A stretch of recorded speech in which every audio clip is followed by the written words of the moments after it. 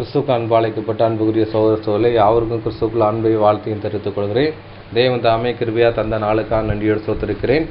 நம்முடைய யூடியூப் சேனலை ஃபாலோ பண்ணுற சகோதரர்களுக்கு அன்பின் நல்வாழ்த்துக்கள். அன்புக்குரிய சகோதரர்களே, இன்றைக்கி என்ன பாடம் பார்க்க போகிறோன்னு பார்த்தீங்கன்னா, போன பாடம் பார்த்தோம்ல, இயேசு கிறிஸ்துவை பஸ்காவை புசித்தல்னு சொல்லி மூன்றாம் பாகத்தை பார்த்து முடிச்சிருக்கோம். இன்றைக்கு 4ஆம் பாகத்தை பார்க்க போகிறோம். போன பாடத்தில் வந்துட்டு நம்ம ஆண்டவராக இயேசு கிறிஸ்து பஸ்காவை புசித்தது விஷயத்தை நம்ம பார்த்து முடிச்சிருக்கோம். அதனுடைய டைம்லைன் என்னென்னு பார்த்தீங்கன்னா, தொடக்க சாயங்காலத்திலே, அதாவது தொடக்க சாயங்காலம் நீசான் மாதம் 14ஆம் தேதி தான் புசித்தார்கள்னு சொல்லி சொல்லப்படுறதுக்கு. ரெண்டாவது பார்த்தீங்கன்னா, அவங்க ஃபாலோ பண்ணுற விஷயம் என்ன பார்த்தீங்கன்னா, நீசான் மாதம் 14ஆம் தேதி 2ஆம் சாயங்காலம், அப்படின்னா விடிந்த காலை பகுதியில் இருக்கிற சாயங்காலத்தில் என்ன பண்ணுறா பார்த்தீங்கன்னா 3 to 6 மணிக்கு நினச்சாங்க இந்த பஸ்காவை ஆசித்தாருங்கிறது சொல்லப்படுதுன்னு பார்க்கும். இப்போ இயேசு கிறிஸ்து ஆசிரியத்தை அந்த பஸ்கானுடைய டைம்லைன் பார்க்க போகிறோம். அது எங்கே இருக்குதுன்னு பார்த்தீங்கன்னா, முதல் பஸ்கா அந்த ஆர்ஜின் எங்கே இருக்குங்கிற விஷயத்தை படித்தா நம்மளுக்கு புரியுன்னு பார்க்கும். படிச்சிடலாம். யாத்திராகமம் 12ஆம் அதிகாரம் 1 முதல் 24ஆம் வசனம் வரைக்கும், அதுக்கப்புறம் 40லேருந்து 41ஆம் வசனம் வரைக்கும் படிச்சிடலாம். யாத்திராகமம் அதிகாரம் 12 வசனங்கள் 1 முதல் 24, 40 மற்றும் 41. கர்த்தர் எகிப்து தேசத்தில் மோசேயையும் ஆரோனையும் நோக்கி, இந்த மாதம் உங்களுக்கு பிரதான மாதம், இது உங்களுக்கு வருஷத்தின் முதலாம் மாதமாய் இருப்பதாக. நீங்கள் இஸ்ரவேல் சபையார் யாவரையும் நோக்கி, இந்த மாதம் 10ஆம் தேதியில் வீட்டு தலைவர்கள் வீட்டுக்கு ஒரு ஆட்டுக்குட்டியாக ஒவ்வொருவரும் ஒவ்வொரு ஆட்டுக்குட்டியை தெரிந்து கொள்ள கடவர்கள். ஒரு வீட்டில் இருக்கிறவர்கள் ஒரு ஆட்டுக்குட்டியை புசிப்பதற்கு போதுமான பேர்களாய் இராமல் போனால், அவனும் அவன் சமீபத்தில் இருக்கிற அவனுடைய அயல் வீட்டுக்காரனும் தங்களிடத்தில் உள்ள ஆத்துமாக்களின் இலக்கத்திற்கு தக்கதாக ஒரு ஆட்டுக்குட்டியை தெரிந்து கொள்ள வேண்டும். அவனவன் புசிப்புக்கு தக்கதாக இலக்கம் பார்த்து ஆட்டுக்குட்டியை தெரிந்து கொள்ள வேண்டும். இந்த ஆட்டுக்குட்டி பழுதற்றதும் ஆணும் 1 வயதுள்ளதுமாய் இருக்க வேண்டும். செம்மறி ஆடுகளிலாவது வெள்ளாடுகளிலாவது அதை தெரிந்து கொள்ளலாம். அதை இந்த மாதம் 14ஆம் தேதி வரைக்கும் வைத்திருந்து இஸ்ரவேல் சபையின் ஒவ்வொரு கூட்டத்தாரும் சாயங்காலத்தில் அதை அடித்து போதும்.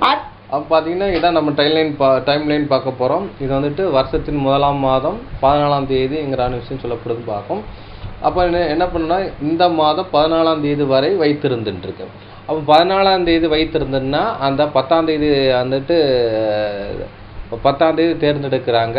அப்போ 14ஆம் தேதி வரைக்கும் வைக்கணும்னா அந்த ஆடு வந்துட்டு அவங்கள்ட்ட 3 நாள் நினச்சது அது இருக்குதுன்னு பார்க்கும். இந்த ஆடு 3 நாள் இருக்குது.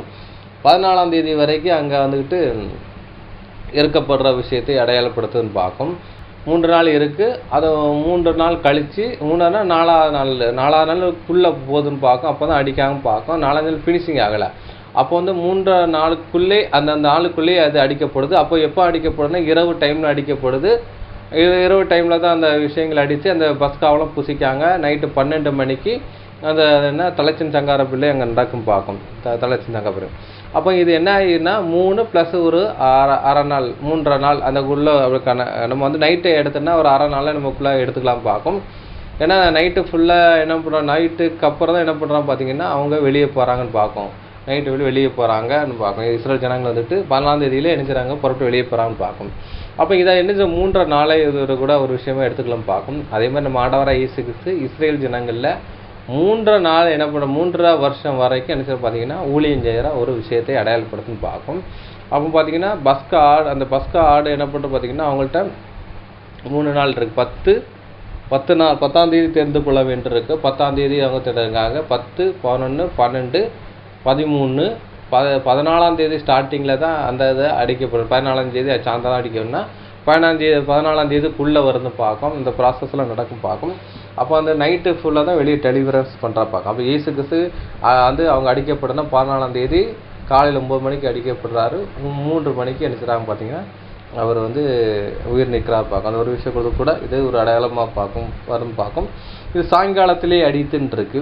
இதான் நம்ம டைம்லைன் ஸ்டார்ட் ஆகும் பார்க்கும். இந்த சாயங்காலத்தில் தான், இது தொடக்கம் சாயங்காலத்தில் தான் இங்கே பஸ்காவை ஆடு அடிக்கப்படுதுன்னு பார்க்கும். அதே மாதிரி அங்கே பார்த்தீங்கன்னா 14ஆம் தேதி தொடக்கம் சாயங்காலத்தில் அங்கே பஸ்காவே நம்ம ஆண்டவராக இயேசு கிறிஸ்து அனுசரிச்சாங்கன்னு பார்க்கும். சாயங்காலங்கிற விஷயம்னா இந்த ஈவினிங் சொல்லப்படுது. ஹைச்சு 61:53 சொல்லப்பட்டிருக்கு. அது ஈரப்னு சொல்லப்பட்டிருக்கு. அது வந்துட்டு 3 டெஃபினிஷன் கொடுக்கணும், 3 விளக்கம் கொடுத்துருக்கு. ஒன்று ஈவினிங் எதை அடையாளப்படுத்துது, நைட்டு சன்செட் இருக்கு ஒன்று.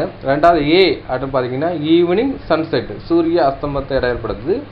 பி அது நைட்டு அதை அடையாளப்படுத்துன்னு பார்க்கும். அது வந்து நோட் என்ன போட்டிருக்காங்கன்னா இன் பிட் ஈவினிங் டு ஈவினிங் சொல்லப்படுதுன்னு பார்க்கும். எவ்ரி லெட்டர் வந்து லெட்டர் வந்து பார்த்தீங்கன்னா 22 லெட்டர். அந்த 22 லெட்டருக்குள்ளே என்ன லெட்டர்ஸ்லாம் போட்டு வார்த்தைகளுக்கு முடியுமோ அந்த விஷயம் தான் சொல்லப்படுது. சாயங்காலம் இரவு வேளையும் கூட இந்த ஈரோப்புன்னு சொல்லப்படுது, ஈரோப்புன்னு தான் சொல்லப்படுது. அதே மாதிரி பார்த்தீங்கன்னா அந்தி சந்தி வேலைன்னு சொல்கிறோம்ல, அதுக்கும் இதே பதம் தான் அங்கே வந்துட்டு சொல்லப்பட்டிருக்கு பார்க்கும்.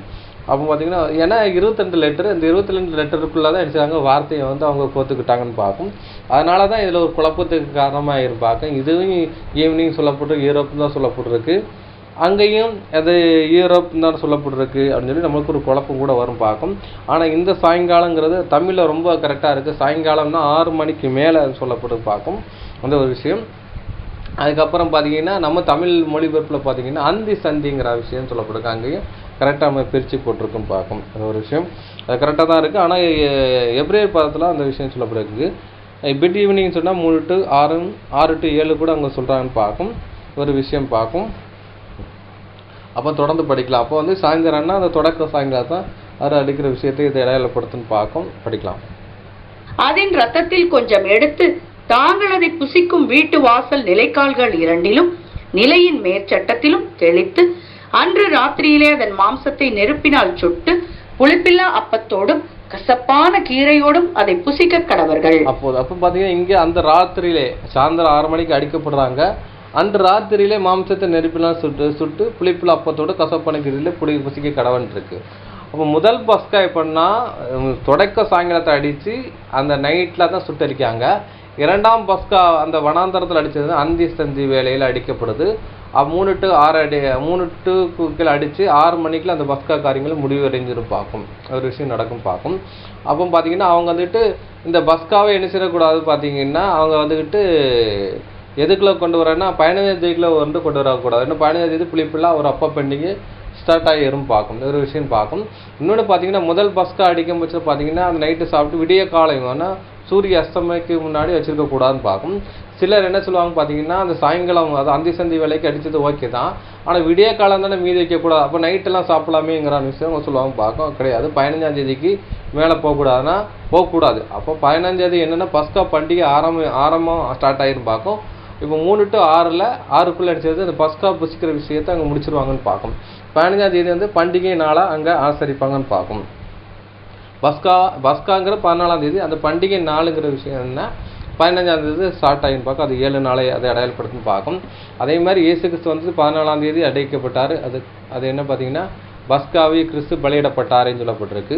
அது பஸ்கா அடையாளப்படுத்து, அது 14ஆம் தேதி அடையாளப்படுத்துது. 7 நாள் பண்டிகைங்கிறதுனா 7 சபையின் காலம் வரைக்கும் அடையாளப்படுத்துது. 21 நாள் விஷயம் பார்த்தீங்கன்னா 21ஆம் நூற்றாண்டை முடிவடைகிற விஷயம் அடையாளப்படுத்துன்னு பார்க்கும்.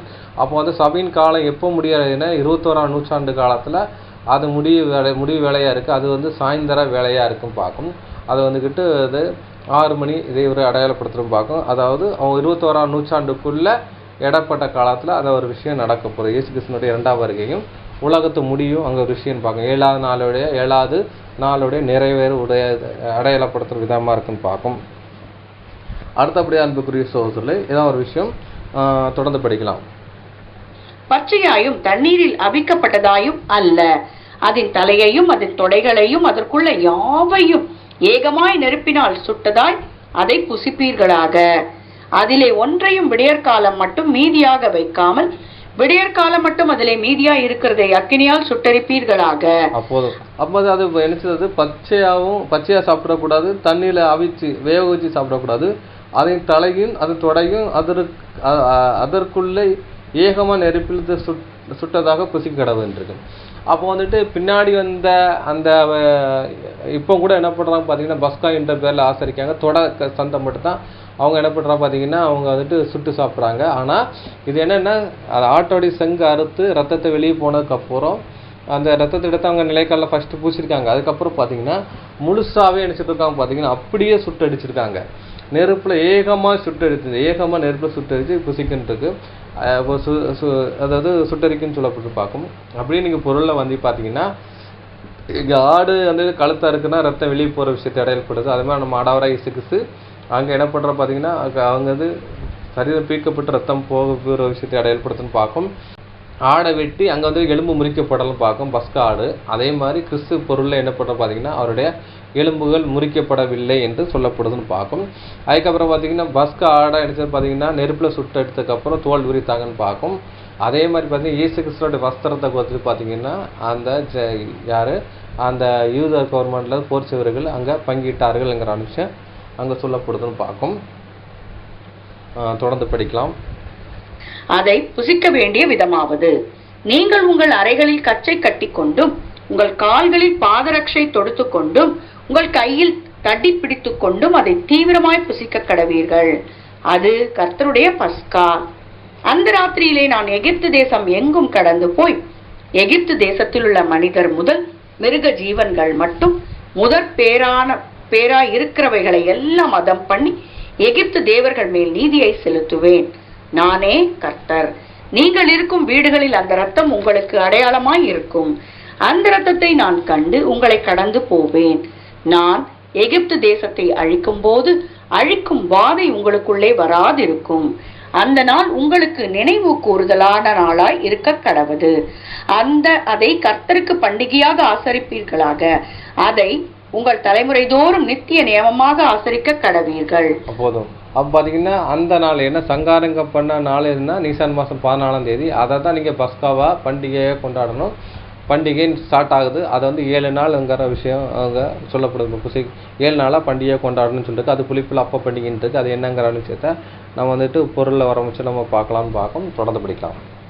புளிப்பில்லா அப்பத்தை 7 நாளவும் புசிக்க கடவீர்கள். முதலாம் நாளில் தானே புளித்த மாவை உங்கள் வீடுகளிலிருந்து நீக்க வேண்டும். முதலாம் நாள் தொடங்கி 7ஆம் நாள் வரைக்கும் புளித்த அப்பம் புசிக்கிறவன் எவனோ அந்த ஆத்துமா இஸ்ரவேலில் இராதபடி அறுப்புண்டு போவான். முதலாம் நாளில் பரிசுத்த சபை கூடுதலும் 7ஆம் நாளிலும் பரிசுத்த சபை கூடுதலும் இருக்க வேண்டும். அவைகளில் ஒரு வேளையும் செய்யப்படலாகாது. அவரவர் சாப்பிடுகிறதற்கு தேவையானது மாத்திரம் உங்களில் செய்யப்படலாம். புளிப்பில்லா அப்ப பண்டிகையை ஆசரிப்பீர்களாக.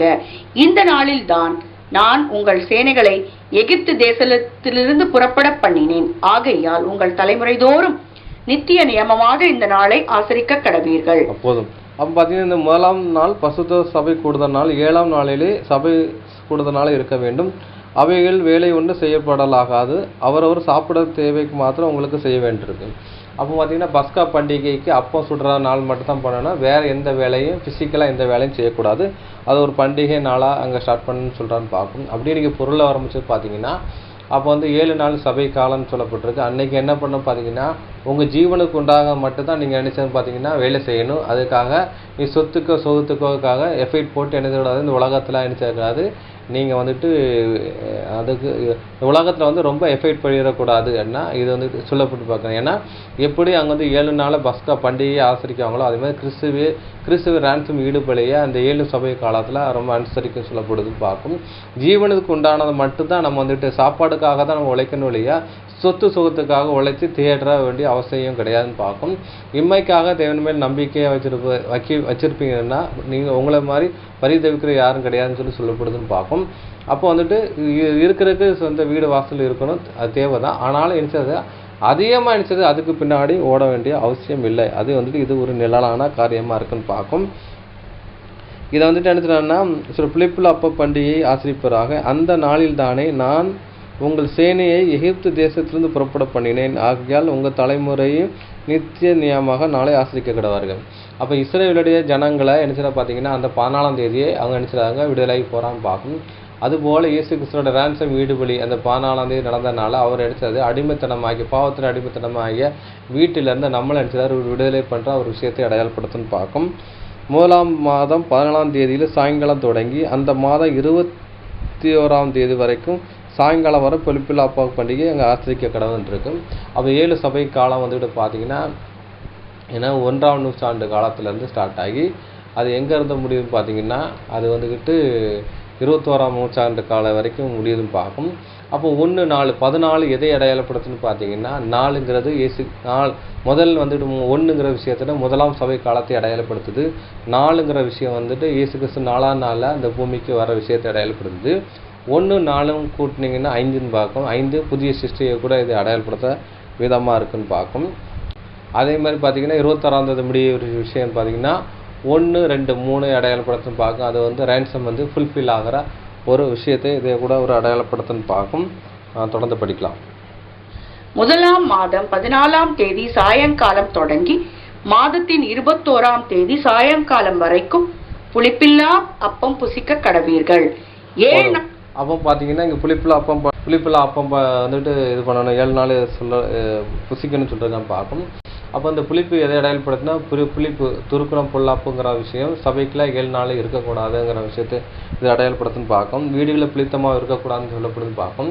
அப்போ வீடுங்கிறது சபையை அடையாளப்படுத்தி பார்க்கும். அந்த சபையில் என்னது புளிப்புங்கிறது துருக்குணம் பொல்லாப்பு வந்து சபைக்குள்ளே நினைச்சக்கூடாது இருக்கக்கூடாது ஒரு அடையாள விதமாக இங்கே சொல்லப்படுதுன்னு பார்க்கும். தொடர்ந்து படிக்கலாம்.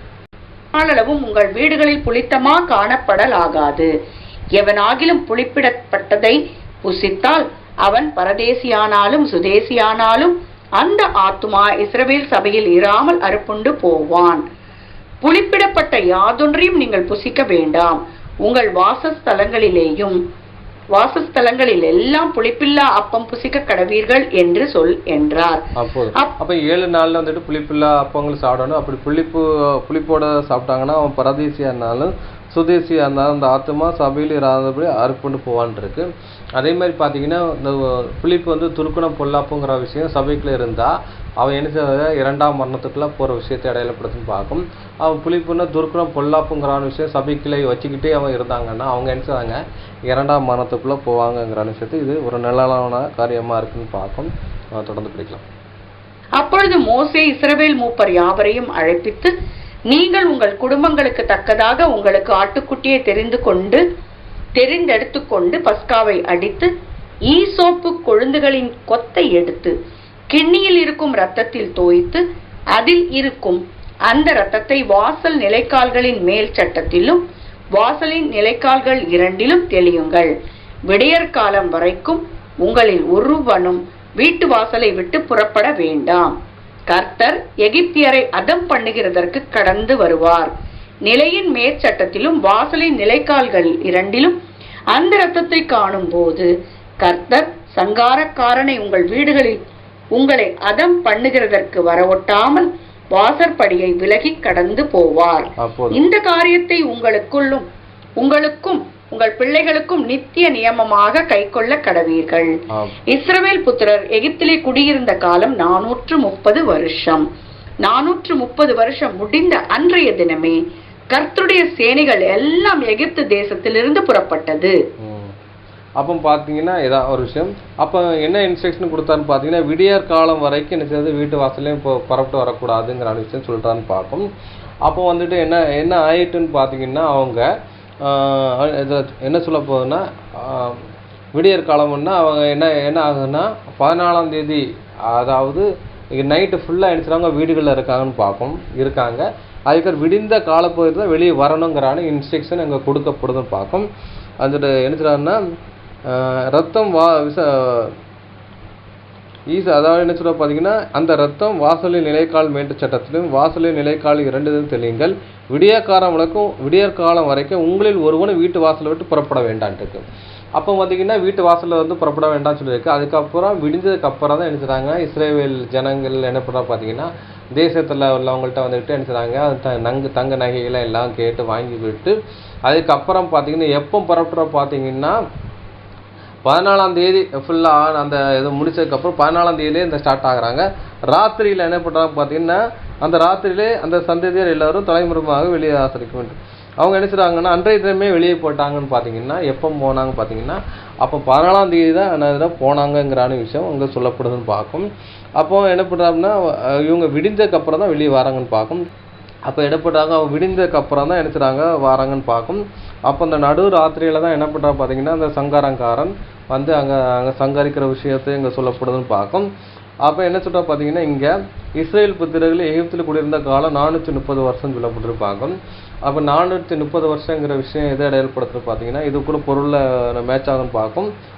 4ங்கிற விஷயத்தை எது அடையுதுன்னா, 4000 வருஷத்துக்கு அப்புறம் இயேசு கிறிஸ்து 4000 வருஷம் வரதுக்கு அப்புறம் 4வது நாள் இயேசு கிறிஸ்து பூமிக்கு வர விஷயத்தை அடையாளப்படுத்தி பார்க்கும். 30 விஷயம் என்னென்னு பார்த்தீங்கன்னா, இயேசு கிறிஸ்து ஞானசானம் எடுத்து, அதாவது விடுதலை பயணம், மனம் திரும்ப பரலோக ராஜ்யம் சமீப ஆட்சிங்கிறான ஒரு சத்தியத்தை கொடுக்குற விஷயத்தை அடையாளப்படுத்தி பார்க்கும். விடுதலை பயணம்ங்கிற விஷயம் பார்க்கும். இங்கே மோசை கூட என்ன பண்ணுறா பார்த்தீங்கன்னா, அதை 430 வருஷம் கழிச்சதுக்கப்புறம் அங்கே விடுதலை பயணத்தை கொடுக்குறான்னு பார்க்கும். அதே மாதிரி உலகத்தில் என்ன பண்ணுறா பார்த்தீங்கன்னா, பாவத்தின் அடிமைத்தனமாகிய வீட்டில் இருந்து ஒரு விடுதலை பண்ணுற ஒரு விஷயத்தை அடையாளப்படுத்தும் பார்க்கும். இந்த 430 வருஷம் முடிந்த பின்பு அன்றைய தினமே கர்த்தருடைய சேனை எகிப்திலிருந்து தேசம் முடிந்துண்டு புறப்பட்டதுன்னு இருக்கு. அப்போ பார்த்தீங்கன்னா, அது 14ஆம் தேதியில் தான் என்ன பண்ணுறது, 430 வருஷம் ஃபில்ஃபில் ஆகுது. இவங்க காலையில் என்ன பண்ணுறா பார்த்தீங்கன்னா, அந்த அதை நைட்டு ஃபுல்லாக வீட்டுக்குள்ளே இருக்கான், பகலில் வந்து தான் அங்கே என்னென்னா அந்த ஊரில் வந்துக்கிட்டு அந்த விஷயங்கள் பண்ணுறாங்க, கொள்ளை அடிக்கிற விஷயங்கள் பண்ணி தான் இது பண்ணுறான்னு பார்க்கும். இதான் படித்தாச்சு. அதுக்கப்புறம் மேற்கொண்டு யாத்திராகம் 12ஆம் அதிகாரம் 29 முதல் 41 வசனம் வரைக்கும் நம்ம படிச்சிடலாம். யாத்திராகமம் அதிகாரம் 12 வசனங்கள் 29 முதல் 41 வரை.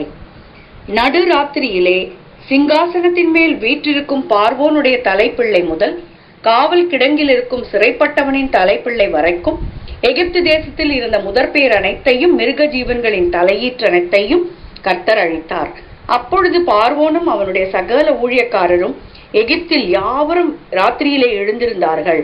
மகா கூக்குரல் எகிப்திலே உண்டாயிற்று. சாவில்லாத ஒரு வீடும் இருந்ததில்லை.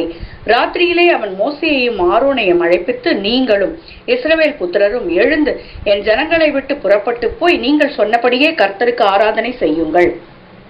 நீங்கள் சொன்னபடி. அப்போ பார்த்தீங்கன்னா, எப்போ வந்துட்டு அங்கே சங்கரந்தோதம் அடிக்கான்னு பார்த்தீங்கன்னா, நைட்டு 12 மணி நடு ராத்திரியிலே சொல்லி அங்கே பார்க்கும். அங்கே ஒரு நடு ராத்திரியில் ஒரு அடிக்கிற விஷயத்தை அடையாளப்படுத்துன்னு பார்க்கும். அடிக்காங்க. அந்த நைட்டு வந்துட்டு என்ன பண்ணுறா பார்த்தீங்கன்னா, அப்போ மோசே ஆரோனை கூப்பிட்டு அனுப்பிச்சிடறாங்க. உங்கள் ஜனங்களை வந்து நீங்கள் போகிறதுக்கு துரிதப்படுத்துங்க போங்கங்கிற விஷயத்தை அவர் சொல்கிறான்னு பார்க்கும்.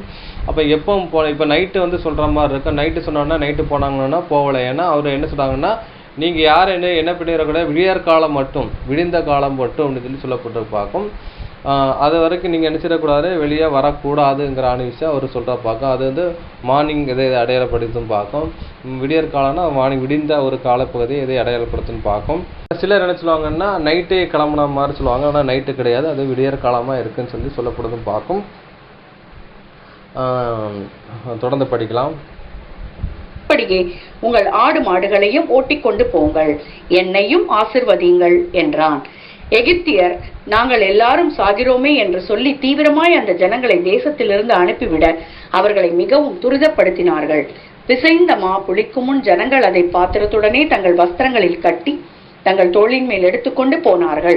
மோசே சொல்லி இருந்தபடி இஸ்ரவேல் ஜனங்கள் எகிப்தியரிடத்தில் வெள்ளியுடைமைகளையும் பொன்னுடைமைகளையும் வஸ்திரங்களையும் கேட்டார்கள். போதும்.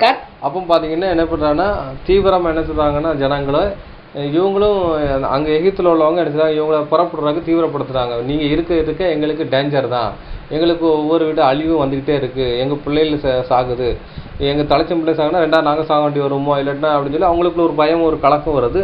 அதனால் நீங்கள் என்ன செய்ய, நீங்கள் இடத்த காலி பண்ணால் போதுன்னு சொல்கிறாங்க. அப்போ நீங்கள் வந்து அவங்க வெள்ளி நகையும் அதாவது பொன் நகையெல்லாம் கேட்குறாங்க. நீங்கள் இந்த இடத்த விட்டு காலி பண்ணால் போதுன்னு சொல்லி அவங்கவுங்க கொடுத்து நினச்சிறாங்க, அனுப்புகிறாங்க பார்க்கும். விசிந்தமாக புளிக்கும்னு ஜனங்கள் பாத்திரத்தோடு கூட தங்களை தோல் மேலே கட்டிக்கொண்டு எடுத்துக்கொண்டு போனாங்க.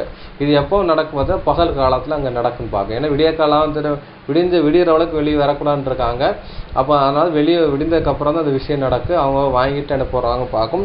அப்போ வந்து புளிப்பில் அப்போ பண்டிகைங்கிற விஷயம் எதுன்னு பார்த்தீங்கன்னா, இந்த நைட்டு ப்ரிப்ரேஷன் பண்ண அந்த மாவு வந்து புளிக்கவே இல்லை. அந்த மாவு எரிச்சது 7 நாள் எரிச்சது புளிக்கவே இல்லைன்னு பார்க்கும். அதனால தான் இந்த புளிப்பில் அப்போ பண்டிகைங்கிற விஷயம் எதன் அடிப்படையில் அந்த பேர் வந்துச்சுன்னு பார்த்தீங்கன்னா, இந்த விஷயம்தான். இந்த மாவு வந்து புளிக்காமல் இருந்தனால தான் புளிப்பில் அப்போ பண்டிகைன்னு சொல்லி எங்கள் பேர் வந்துட்டு பார்க்கும். அவங்க 7 நாளும் உங்கள் புளிக்கலான்னு பார்க்கும். அப்பங்கிறது எதை அடையாளப்படுத்தினா தேவனுடைய சத்தியத்தை அடையாளப்படுத்தும் பார்க்கும். அந்த அப்பத்தில் உப்போ புளிப்போ எதுவுமே சேர்க்கப்படலான்னு பார்க்கும். அதே மாதிரி பார்த்தீங்கன்னா தேவனுடைய சத்தியத்தில் என்ன இறைகிற மாதிரி எதுவுமே சேர்க்கப்படாத பியூரை அதை அடையாளப்படுத்துன்னு பார்க்கும். சுத்தமான ஒரு அப்பம், சத்தியத்தை இதை அடையாளப்படுத்துன்னு பார்க்கணும். இதுதான் அடையாளப்படுத்து. அது சுத்தமான அப்பத்தில் எதையுமே சேர்க்கக்கூடாது. புளிப்புங்கிறத வெளியே இருந்து ஆட் பண்ணுறது. அப்போ வெளியே இருந்து ஒரு உபதேசம் எதுக்குள்ளே வரக்கூடாது, இதுக்குள்ளே வரக்கூடாதுன்னு பார்க்கும். உப்பு எங்கேருந்து வர பார்த்தீங்கன்னா கடல்ல இருந்து வரும் பார்க்கும். கடல் எதை அடையாளப்படுத்துனா ஜனங்களை அடையாளப்படுது. ஜனங்களுக்குள்ள இருந்து என்ன ஆயிடக்கூடாதுன்னா ஒரு தவறான உபதேசம் எதுக்குள்ள வந்துடக்கூடாதுன்னா சத்தியத்துக்குள்ள வந்துடக்கூடாதுன்னு பார்க்கும். புளிப்பு, ஈஸ்ட் இதெல்லாம் வந்திருக்கும் பார்த்தீங்கன்னா கெமிக்கல் மூலமாக வந்திருக்கலாம். இன்னொன்று பார்த்தீங்கன்னா ஏதோ அந்த மரத்தில் எலுமிச்சை மரம் இருக்குல்ல, அதே மாதிரி மரத்தில் கிடைக்கிற அந்த புளிப்புகள் வரும். புளியம்பழம் என்ன செய்யுது, மரத்தில் காய்க்கிறது. இந்த மாதிரிலாம் புளிப்பு வந்து சேரும் பார்க்கும். இந்த மாதிரி வெளியிருந்து எந்த விதமும் வரக்கூடாதுங்கிற சொல்லப்படும் பார்க்கும். அதே மாதிரி சபைக்குள்ள என்ன அந்நிய உபதேசம் எதுக்குள்ள வரக்கூடாதுன்னா சத்தியத்துக்குள்ள வரக்கூடாதுக்காக இது ஒரு நிழலாட்டமான ஒரு காரியமாக எங்கே சொல்லப்படுதுன்னு பார்க்கும். தொடர்ந்து படிக்கலாம். கர்த்தர் ஜனங்களுக்கு எகிப்தியரின் கண்களில் தயவு கிடைக்கும்படி செய்ததினால் கேட்டதை அவர்கள் கொடுத்தார்கள். இவ்விதமாய் அவர்கள் எகிப்தியரை கொள்ளையிட்டார்கள். இஸ்ரவேல் புத்திரர் ரமசேசை விட்டு கால்நடையாய் பிரயாணம் பண்ணி சுக்கோத்துக்கு போனார்கள். அவர்கள் பிள்ளைகள் தவிர 6 லட்சம் புருஷராய் இருந்தார்கள். அவர்களோட கூட பல ஜாதியான ஜனங்கள் அநேகர் போனதுமின்றி மிகுதியான ஆடு மாடுகள் முதலான மிருக ஜீவன்களும் போயிற்று. எகிப்திலிருந்து அவர்கள் கொண்டு வந்த பிசைந்த மாவை புளிப்பில்லா அப்பங்களாக சுட்டார்கள். அவர்கள் எகிப்தில் தரிக்க கூடாமல் துரத்தி விடப்பட்டதினால் அது புளியாதிருந்தது. அவர்கள் தங்களுக்கு வழிக்கென்று ஒன்றும் ஆயத்தம் பண்ணவில்லை. இஸ்ரவேல் புத்திரர் பாத்தீங்கன்னா இந்த வழிக்கு எதுவும் ஆயத்தம் பண்ண முடியும்னா இந்த அங்க ஆயத்தம் பண்ண அந்த அப்பம் தான் நினைச்சது. பாத்தீங்கன்னா அந்த 7 நாளும் யூஸ் பண்ணிக்கிறது தான் புளிப்புள்ள அப்பம் பண்டிகையா அங்க வந்துட்டு ஆசரிச்சாங்க.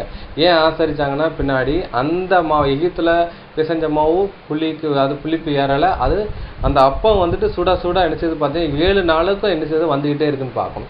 அதே மாதிரி பார்த்தீங்கன்னா 7 சபையின் காலத்தை சத்தியங்கள் டெவலப் ஆகி வந்துகிட்டே இருக்குன்னு பார்க்கும். இதுதான் இந்த ஒரு விஷயம். இது வந்து அடையாளப்படுத்துற விதமா இருக்கும் பார்க்கும்.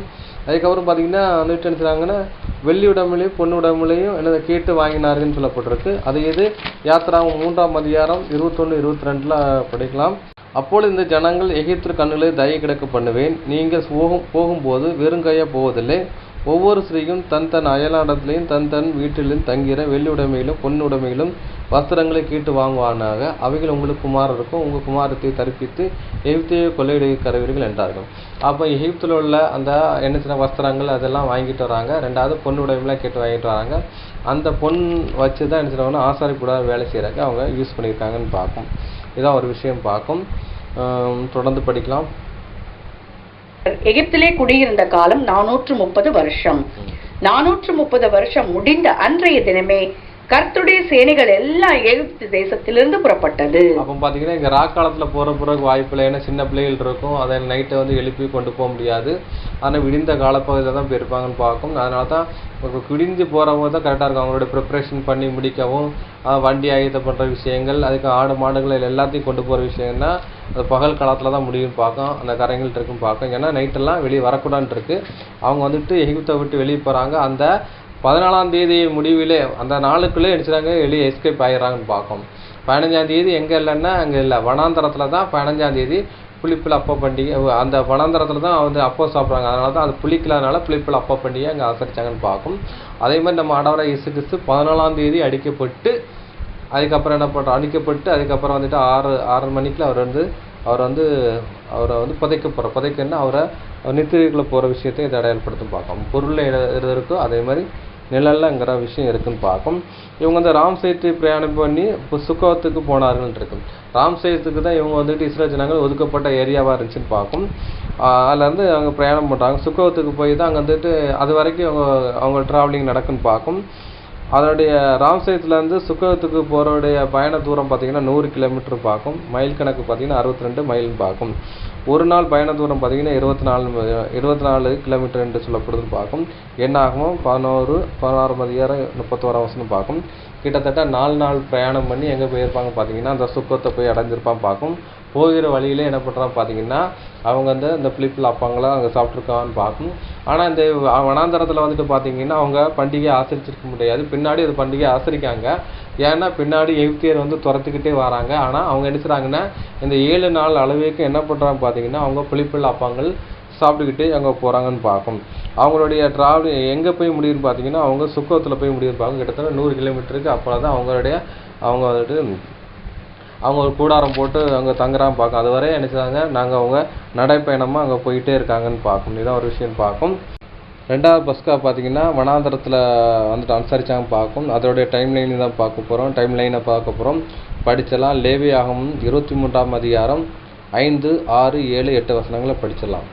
லேவியராகமம் அதிகாரம் 23 வசனங்கள் 5 முதல் 8 முடிய.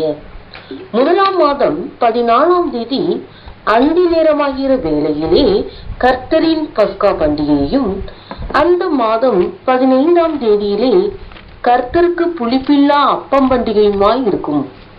7 நாள் புளிப்பில்லா அப்பங்களை புசிக்க வேண்டும். முதலாம் நாள் உங்களுக்கு பரிசுத்தமான சபை கூடுதல். அதிலே சாதாரணமான யாதொரு வேலையும் செய்ய வேண்டாம். 7 நாளும் கர்த்தருக்கு தகன பலியிட வேண்டும். 7ஆம் நாள் பரிசுத்தமான சபை கூடுதல். அதில் யாதொரு சாதாரணமான யாதொரு வேலையும் செய்யலாகாது என்று சொல் என்றார். அப்போதும் பார்க்கும். இவன் பார்த்தீங்கன்னா யாத்ராமத்தில் தான் முதலாம் பஸ்கா கொண்டாடுறாங்க. அதை வந்துட்டு அதான் ஆர்ஜின் தொடக்கம்னு பார்க்கும். யாத்ராமத்தில் சொல்லப்பட்ட விஷயம். அங்கே எகிப்தில் ஒரு விஷயம் பஸ்கா கொண்டாடினாங்க. யாத்திரா 12ஆம் அதிகாரத்தில் நம்ம படித்தோம்.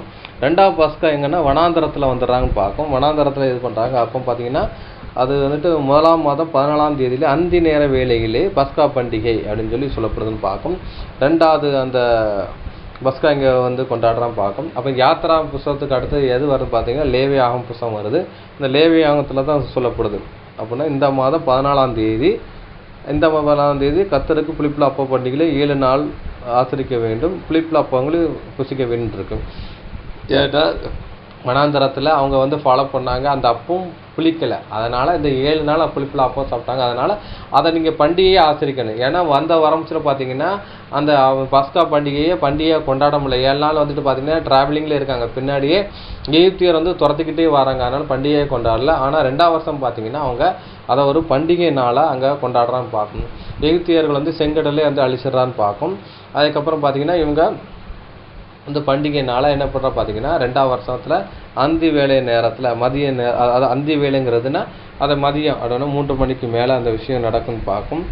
அதான் பார்க்கும். இது ஒரு விஷயம். அப்போ இதில் வந்துட்டு அந்தி வேலைன்னு சொல்லப்பட்டிருக்கு. ஆனால் என்னாகும் புத்தகத்தில் பார்த்தீங்கன்னா ரொம்ப எக்ஸாக்டாக சொல்லப்பட்டிருக்கும். ஏன்னா எகிப்திலேருந்து புறப்பட்ட 2ஆம் வருஷத்திலே முதலாம் மாதத்திலே 14ஆம் தேதின்னு சொல்லி கரெக்டாக போட்டிருக்குன்னு பார்க்கணும். அதுதான் நம்ம படிக்கலாம். படித்தா நம்ம கொஞ்சம் பிரயோஜனமாக இருக்குன்னு பார்க்கணும். படிச்சலாம். என்னாகமும் 9ஆம் அதிகாரம் 1 முதல் 5 வரைக்கும் அதுக்கிற 10, 11, 12 வசனங்கள் படிக்கலாம். என்னாகமும் அதிகாரம் 9 வசனங்கள் 1 முதல் 5 முடிய மற்றும் 10 முதல் 12 முடிய. அவர்கள் எகிப்து தேசத்திலிருந்து புறப்பட்ட 2ஆம் வருஷம் 1ஆம் மாதத்தில் கர்த்தர் சீனாய் வனாந்தரத்தில் மோசேயை நோக்கி, குறித்த காலத்தில் இஸ்ரவேல் புத்திரர் பஸ்காவை ஆசரிக்க கடவர்கள். இந்த மாதம் 14ஆம் தேதி அந்தி நேரமான வேளையாகிய குறித்த காலத்தில் அதை ஆசரிக்க கடவீர்கள். அதற்குரிய பார்த்தீங்கன்னா என்ன சொல்ற பார்த்தீங்கன்னா அவர் எகிப்து தேசத்திலிருந்து புறப்பட்ட 2ஆம் வருஷம் 1ஆம் மாதம் இருக்கு. அது சீனாய் வனாந்தரத்திலே மோசையை நோக்கின்னு இருக்கு. அப்போ வந்துட்டு அதாவது எகிப்து தேசத்துலேருந்து புறப்பட்ட 2ஆம் வருஷம் 1ஆம் மாதம். ரெண்டாவது வருஷத்தில் பார்த்தீங்கன்னா அவங்க பஸ்காவை அனுசரிக்காங்க. முதல் பஸ்கா எகிப்தில் அனுசரிக்காங்க. அதில் முதல்ல 2ஆம் வருஷம் வந்துட்டு வனாந்தரத்தை சீனா வனாந்தரத்தில் வந்துட்டு அனுசரிக்காங்க. குறித்த காலத்தில் இஸ்ரேல் புத்திரில் பஸ்கா ஆசரிக்க கடவர்கள் இந்த மாதம் 14ஆம் தேதி அந்தி வேலையாகிய அந்தி வேலைன்னு சொல்லப்பட்டிருக்கு. ஆனால் முதல் பஸ்கா சாயங்காலம் சொல்லப்பட்டிருக்கு. இங்கே வந்துட்டு அந்தி வேலையாகிய குறித்த காலத்திலே ஆசிரிக்க கடவர்கள் அதற்குரிய எல்லா கட்டளைக்குரிய முறையின்படி அதை ஆசிரிக்க கடவன் இருக்கு. அப்படியே பஸ்காவை ஆசிரிக்கும்படி மோசே இஸ்ரேல் புத்திரர் கட்டளையிட்டான் இருக்கு. பார்த்தீங்கன்னா இதே தான் இந்த பஸ்கா ஸ்டைலில் தான் எடுத்துட்டாங்க. பின் வரும் காலத்தில் எடுத்து பார்த்தீங்கன்னா இஸ்ரேல் ஜனங்கள் அந்தி வேலைன்னா மதியம் வேலையில் அந்த 3 மணிக்கு மேலே என்ன பண்ணுறா பார்த்தீங்கன்னா அதை ஆசரித்தார்கள்ங்கிற விஷயம் சொல்லப்படுது. பார்க்க தொடர்ந்து படிக்கலாம். எல்லா கட்டளைகளின் படியையும் முறைமைகளின் படியையும் அதை ஆசரிக்க கடவீர்கள் என்றார். அப்படியே பஸ்காவை ஆசரிக்கும்படி மோசே இஸ்ரவேல் புத்திரருக்கு கட்டளையிட்டான்.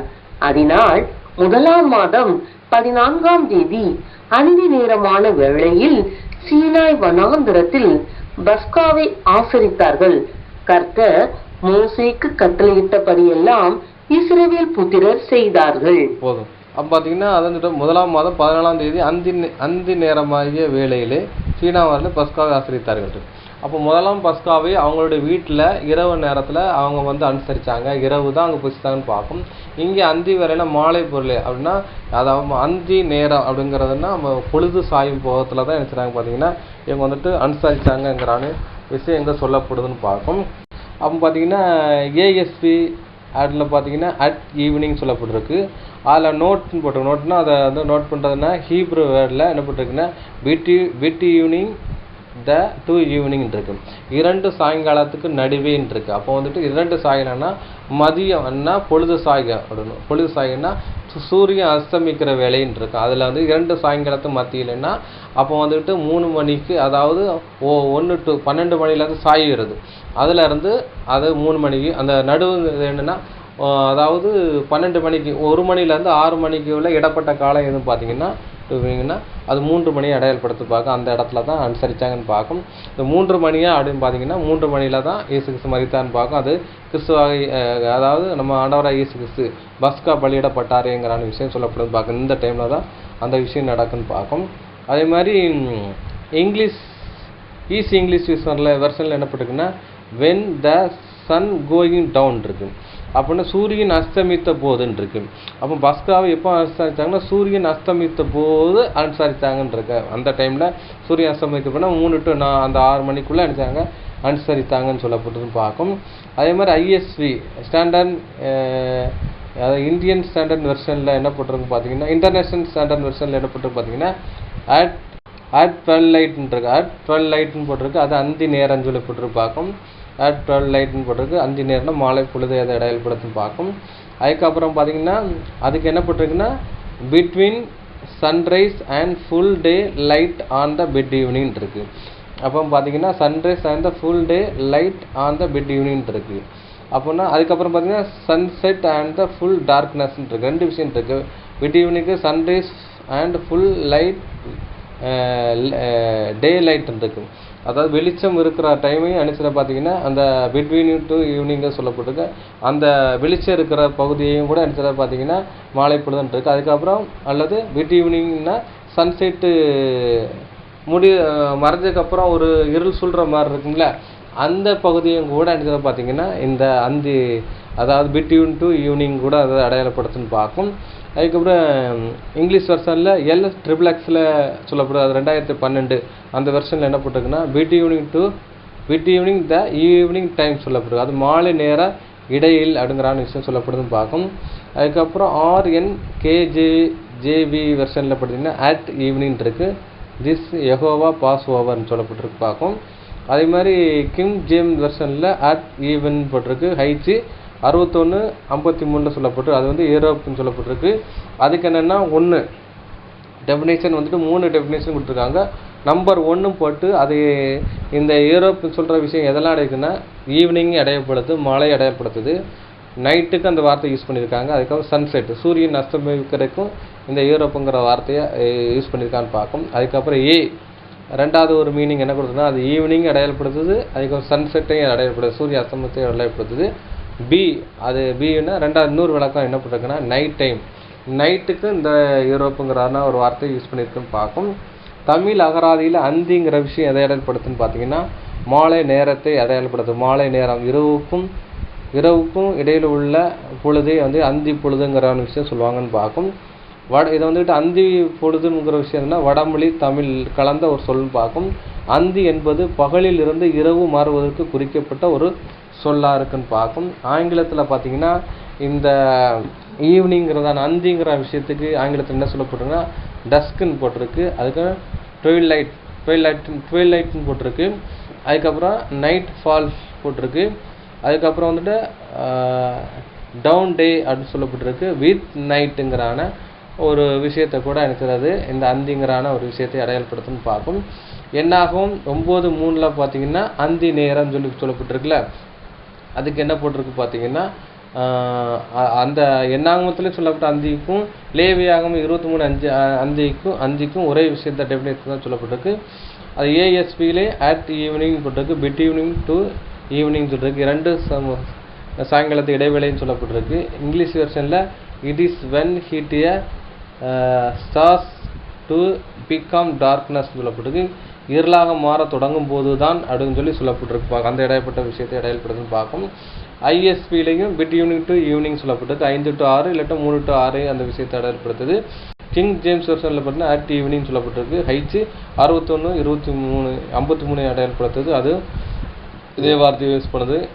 LXX வெர்ஷன்லையும் அட் ஈவினிங் போட்டிருக்கும், RNJKB வெர்ஷன்லையும் அட் ஈவினிங் போட்டிருக்கும். என்னாகும் 9க்கும் 3க்கும், லேவியாகும் 23:5க்குள்ள டெபினிஷன் ரெண்டுமே ஒரே விஷயத்தை எதை அடையாளப்படுத்துகிற விதமாக இருக்குன்னு பார்க்கும். அதனால் அன்புக்குரிய சோர்லே அதுக்கப்புறம் பார்த்தீங்கன்னா அந்தி நேரமாகிய பஸ்காவை ஆசரித்தார்கள்ங்கிறான விஷயம் சொல்லப்படுதுன்னு பார்க்கும். இதை வச்சு தான் என்ன சொன்னால் இயேசு கிறிஸ்து பஸ்காவை புசிக்கலன்னு சொல்லி இந்த வசனத்தை கோட் பண்ணுவாங்கன்னு பார்க்கும். அதை கூட நம்ம படிச்செல்லாம் பார்க்கும். ஏன்னா இந்த மாலை பொழுதை வச்சு தான் பின்னாட்டுக்குள்ள பார்த்தீங்கன்னா பஸ்காவை ஆசரித்தார்கள், இஸ்ரேல் ஜனங்கள் ஆசரித்த ஒரு விஷயத்தை நான் சொல்கிறேன் பார்க்கும். படிச்சிடலாம். யோவான் 18ஆம் அதிகாரம் 28ஆம் வசனம். யோவான் எழுதின சுவிசேஷம் அதிகாரம் 18 வசனம் 28. அவர்கள் காய்பாவின் இடத்திலிருந்து இயேசுவின் தேசாதிபதியின் அரண்மனைக்குள் கொண்டு போனார்கள். அப்பொழுது விடியற் காலமாய் இருந்தது. தீட்டுப்படாமல் பஸ்காவை புசிக்கத்தக்கதாக அவர்கள் தேசாதிபதியின் அரண்மனைக்குள் பிரவேசியாதிருந்தார்கள்.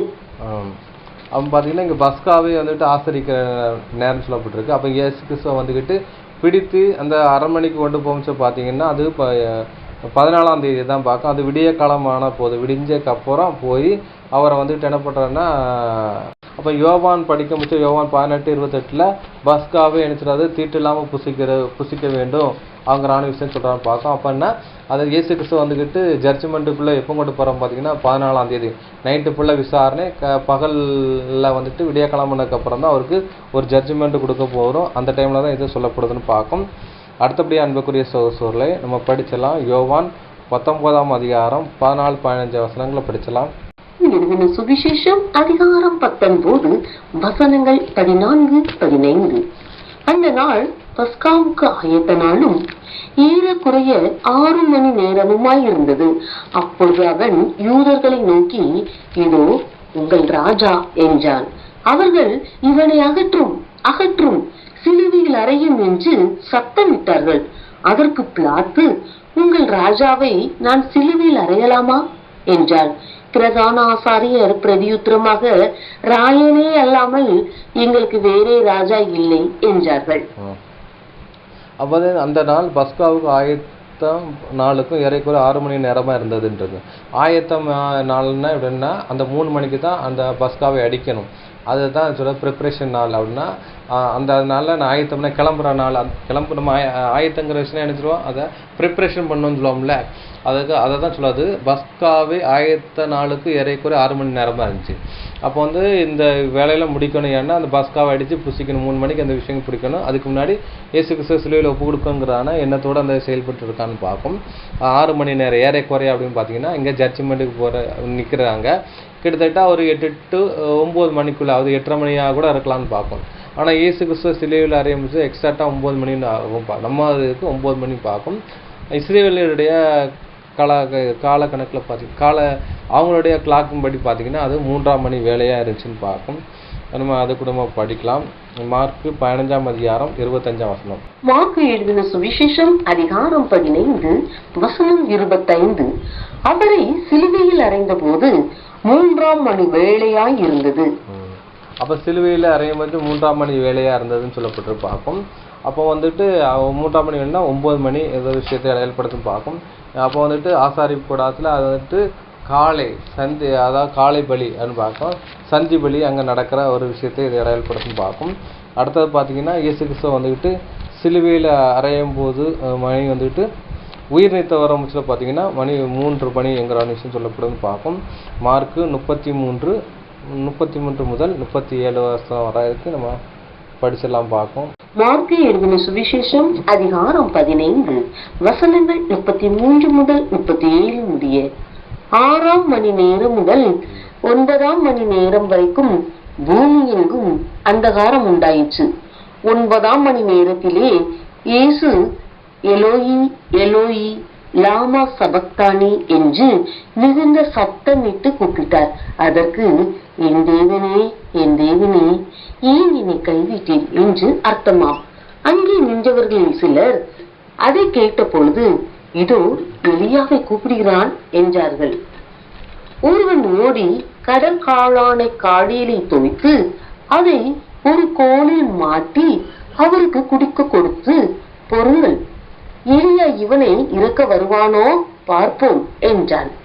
இயேசு மகா சத்தமாய் கூப்பிட்டு ஜீவனை விட்டார். அப்போ 9ஆம் மணி நேரத்தில் இயேசு கிறிஸ்து என்ன சொல்ல பார்த்தீங்கன்னா, அவர் பிதாவை நோக்கி கூப்பிட்டுட்டு அவர் வந்து மறிக்கான்னு பார்க்கும், ஜீவனை விட்டார்னு சொல்லப்பட்டு பார்க்கும். அந்த 9ஆம் மணி வேலையும் பார்த்தா மதியம் 3 மணி நமக்கும் 3 மணி வேலைன்னு பார்க்கும். அது 3 மணின்னா பிட்வீன் டு ஈவினிங் டைம் சொல்லி எங்கே போட்டிருக்குன்னு பார்க்கும். ஹீப்ரு வெர்ஸில் போட்டிருக்குன்னு பார்க்கும். இங்கிலீஷ் வெர்ஷனில் பார்த்தீங்கன்னா இங்கிலீஷ் வெர்ஷனில் பார்த்தீங்கன்னா அது 3 o'clockன்னு போட்டிருக்கு. ஏஎஸ்பி வெர்ஷனில் பார்த்தீங்கன்னா 9 hours போட்டிருக்கு. ஐஎஸ்பி வெர்ஷனில் பார்த்தீங்கன்னா at 3 o'clockன்னு போட்டிருக்கு. கிங் ஜேம்ஸ் வெர்ஷனில் பார்த்தீங்கன்னா at the 9 o'clockன்னு போட்டிருக்கு. 9 hours போட்டிருக்கு. XXX வெர்ஷன்லையும் RNKJ வெர்ஷன்லையும் at the 9 hours சொல்லப்பட்டிருக்கு பார்க்கும். அவன் பார்த்தீங்கன்னா இது எதை அடையாளப்படுத்தினா அவர் 3 மணிங்கிறான விஷயத்த சொல்லப்படுதுன்னு பார்க்கும்.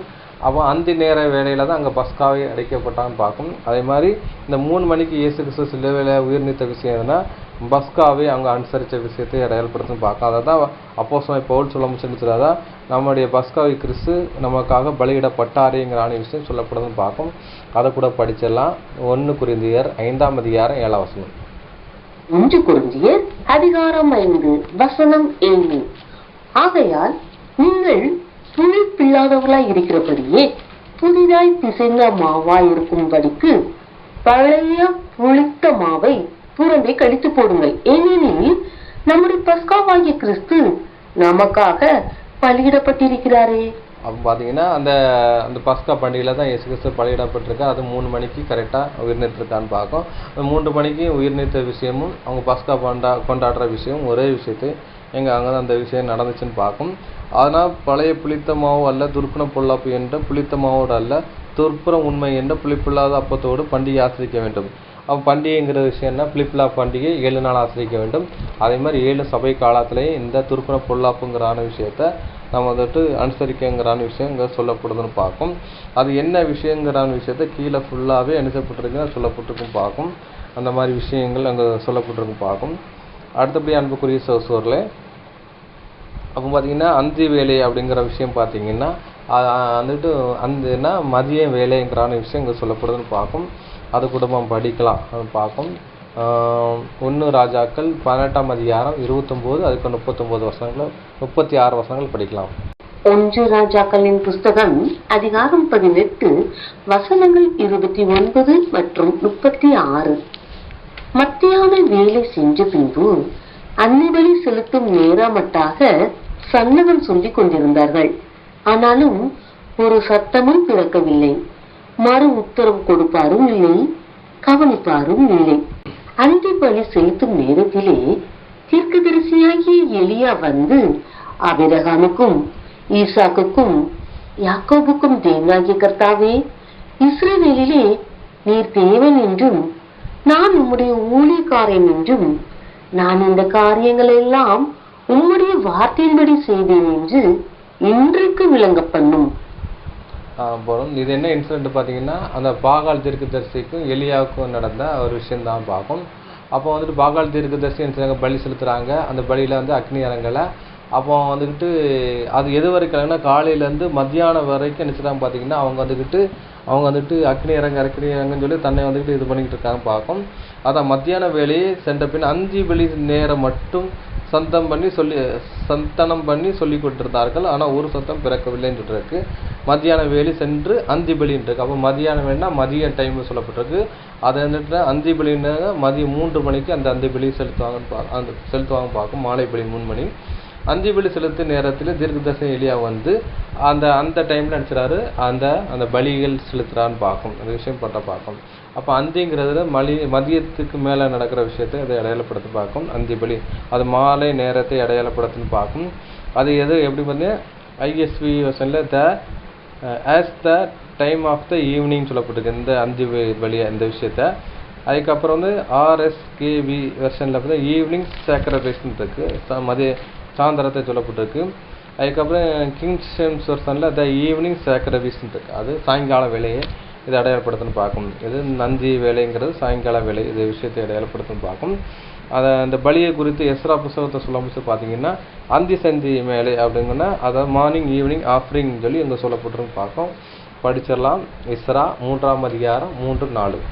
எஸ்ரா அதிகாரம் 3 வசனங்கள் 3-4. அவர்கள் அத்தேசத்தின் ஜனங்களுக்கு பயந்ததினால் பலிபீடத்தை அதன் ஆதாரங்களின் மேல் ஸ்தாபித்து அதன் மேல் அவர்கள் கர்த்தருக்கு அந்தி சந்தி சர்வாங்க தகன பலிகளை செலுத்தினார்கள். எழுதியிருக்கிறபடியே அவர்கள் கூடார பண்டிகையை ஆசரித்து நித்திய நியமத்தின்படியும் அன்றாட கணக்கின்படியும் ஒரு நாளிலும் பலியிட்டார்கள். அப்போ அந்தி சந்திங்கிறது என்ன, அது வந்து காலை மாலை இதை சொல்லப்படுது. ஒவ்வொரு நாளிலே பலியிட்டார்கள் சொல்லப்பட்டிருப்பாக்கும். ஒவ்வொரு நாளும் தினமும் எங்கே அடையாளப்படுத்தி பார்க்கும். அந்தி சந்திங்கிற விஷயம் எதுன்னா அது மார்னிங் ஈவினிங் ஆஃபரிங் சொல்லி சொல்லப்படுதுன்னு பார்க்கும். அதுக்கப்புறம் பார்த்தீங்கன்னா இந்த அந்தி சந்திங்கிற விஷயம் எப்போன்னா அது ஆசாரிப்பு கூடாரம் ஸ்தாபிக்கப்பட்ட அந்த விஷயத்தெல்லாம் அங்கே நடந்துச்சுன்னு பார்க்கும். அப்போது முதல் பஸ்கா எகிப்தில் நடந்தது, 2வது பஸ்கா வந்துட்டு வனாந்தரத்தில் நடந்தது. 2வது பஸ்கா வந்துட்டு ஆசரிக்கிற அந்த வருஷத்தில் முதலாம் மாதம் வந்துட்டு ஆசாரிப்பு கூட சாமம் பண்ணி என்ன பண்ணால் அந்தி சந்தி பலிகள் செலுத்துகிறாங்கன்னு பார்க்கும். இந்த அந்த வருஷத்தில் பார்த்திங்கன்னா முதலாம் மாதம் 14ஆம் தேதி என்ன பார்த்தீங்கன்னா பஸ்காவே அந்த அந்தி பலி செலுத்துகிற அந்த நேரத்தில் என்ன பண்ணுறாங்க பார்த்தீங்கன்னா அவங்க வந்துட்டு இந்த பலிகள் செலுத்துகிறான் பார்க்கும். அப்போ ஆசாரிப்பு கூடாரத்தை ஸ்டார்ட் பண்ணி அதாவது முதலாம் மாதம் முதல் பலி அந்த பலிகள் செலுத்துகிறாங்கல்ல அந்த விஷயம் பண்ணிக்கிட்டு இருக்காங்க. அதே தான் அந்த ஃபாலோவுக்காக தான் என்ன பார்த்தீங்கன்னா இந்த பஸ்கா பலி பண்ணாமல் பார்க்கும். இந்த பஸ்கா பலிக்கும் அந்த ஆசாரி கூடாரத்தில் அந்த பலிகளுக்கும் இடப்பட்ட நாள் என்ன பார்த்தீங்கன்னா கிட்டத்தட்ட 14 நாள் கேப்பு தான் இருக்கும் பார்க்கும். அதை விஷயத்த பின்னாடி அந்த ஃபாலோ வந்துச்சுன்னு பார்க்கும். அதை கூட படிக்கலாம். யாத்திராகமும் 40:1-17. யாத்திராகமும் அதிகாரம் 40 வசனங்கள் 1 மற்றும் 17. கர்த்தர் மோசேயை நோக்கி, 2ஆம் வருஷம் 1ஆம் மாதம் 1 தேதியில் வாசஸ்தலம் ஸ்தாபனம் பண்ணப்பட்டது. அப்போ பார்த்தீங்கன்னா வாசஸ்தலம் எப்போ ஸ்தாபனப்பட்டது பார்த்தீங்கன்னா வந்துட்டு யாத்திராகமும் 40:2 வசனம் பார்த்தீங்கன்னா நீ 1ஆம் மாதம் 1ஆம் தேதியில் ஆசாரிப்பு கூடாரத்து வாசலது ஸ்தாபனம் பண்ணுன்னு சொல்கிறாரு. 2ஆம் வருஷம் 1ஆம் மாதம் 1ஆம் தேதி வாசல்லாம் ஸ்நாபம் பட்டதுன்னு இருக்கும். அப்போ பார்த்தீங்கன்னா எகிப்துலேருந்து புறப்பட்ட 2ஆம் வருஷத்தில் என்னது பார்த்தீங்கன்னா என்ன பண்ணால் அந்த ஆசாரிப்பு கூடாரம் ஸ்நாபம் பண்ணி என்னென்னா முதலாம் நாள் இருந்துக்கிட்டு இந்த பலிகள் செலுத்தாங்க பார்க்கும் விஷயம் பார்க்குறாங்க. அதில் 14ஆம் தேதி தான் பஸ்கா பண்டிகை அங்கே ஸ்டார்ட் ஆகுது பார்க்கும். அப்போ அந்த அந்தி பலி செலுத்துகிற அந்த டைமை கனெக்ட் பண்ணி தான் என்னச்சாங்க இவங்க பஸ்காவை என்னச்சுறாங்க வனாந்தரத்தில் ஆசரித்தனால மாலை பொழுது 3 to 6 மணிக்கு என்னச்சுறாங்க அந்த விஷயம் பண்ணாங்க பார்க்கும். அதை கூட படிக்கலாம். என்னாகமும் 9:1-5. அதிகாரம் 9 வசனங்கள் 1 முதல் 5 முடிய. அவர்கள் எகிப்து தேசத்திலிருந்து புறப்பட்ட 2ஆம் வருஷம் 1ஆம் மாதத்தில் கர்த்தர் சீனாய் வனாந்தரத்தில் மோசேயை நோக்கி, குறித்த காலத்தில் இஸ்ரவேல் புத்திரர் பஸ்காவை ஆசரிக்க கடவர்கள்.